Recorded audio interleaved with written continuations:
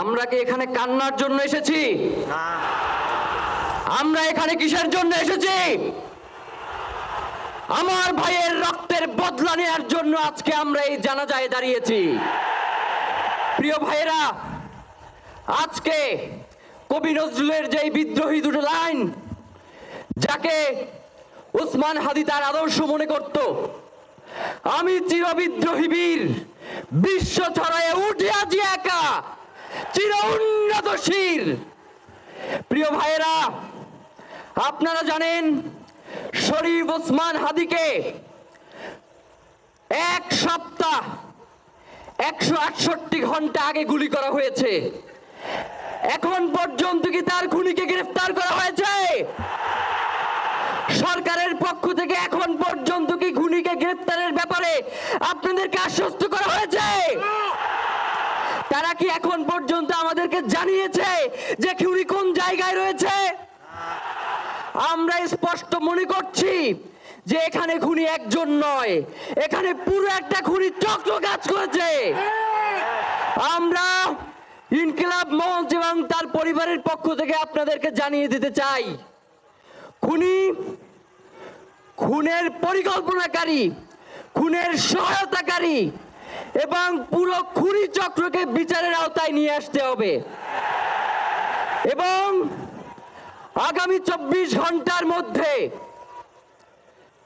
স্বরাষ্ট্র উপদেষ্টা এবং সহকারী উপদেষ্টা খুদাবক্স তাদেরকে জনতার সম্মুখে এসে তারা এই খুনের ব্যাপারে গত এক সপ্তাহ ধরে কি পদক্ষেপ নিয়েছে তা জনসম্মুখে জানাতে হবে।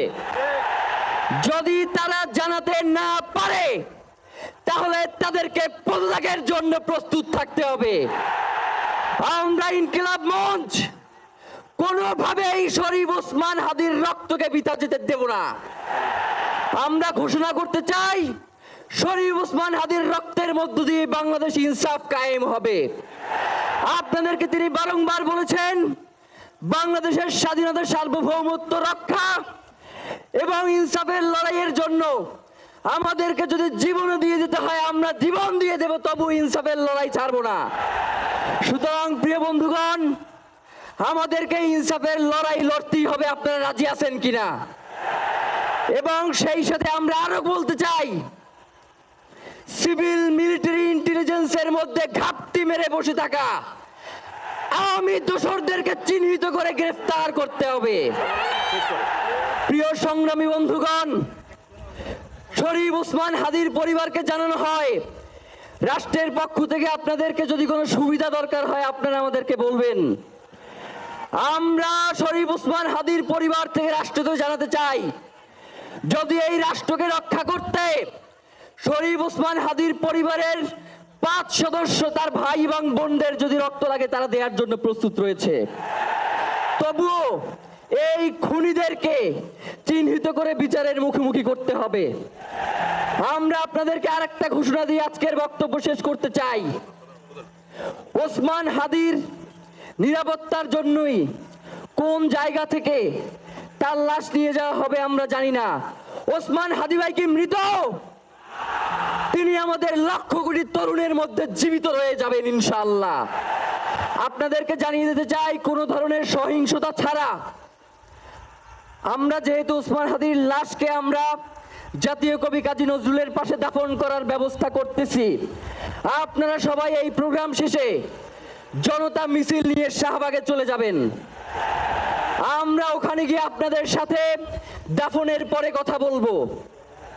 হয় বাংলাদেশের স্বাধীনতা, সার্বভৌমত্ব থাকবে, বাংলাদেশের ইনসাফ কায়েম হবে, নয়তো আমরা বাংলাদেশের জন্য রক্ত দেওয়ার জন্য সবাই প্রস্তুত রয়েছি।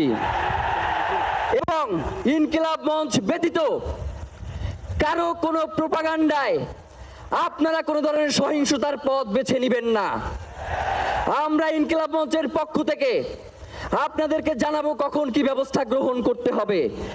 আপনাদের সকলকে, এই লক্ষ লক্ষ মানুষকে, আজকে শরীফ ওসমান হাদির জন্য যারা এসেছেন, শহীদ শরীফ ওসমান হাদি, তাকে আমরা সবাই দোয়া করব এবং তার যেই লড়াইয়ের পথ, তার যেই সাংস্কৃতিক আন্দোলন, তার যেই আধিপত্যবাদের বিরুদ্ধে লড়াই, আমরা সকলে সেটাকে একসাথে প্রতিহত করব।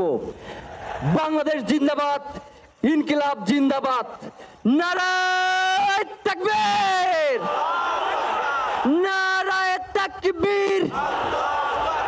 দিল্লি না ঢাকা, দিল্লি না ঢাকা, গোলামি না আজাদি, ক্ষমতা না জনতা, আপোষ না সংগ্রাম, দিল্লি না ঢাকা। আমার ভাই কবরে, খুনি কেন বাহিরে, আমরা সবাই হাদি হব, গুলির মুখে কথা কব, আমরা সবাই হাদি হব। নারায়ে তাকবীর।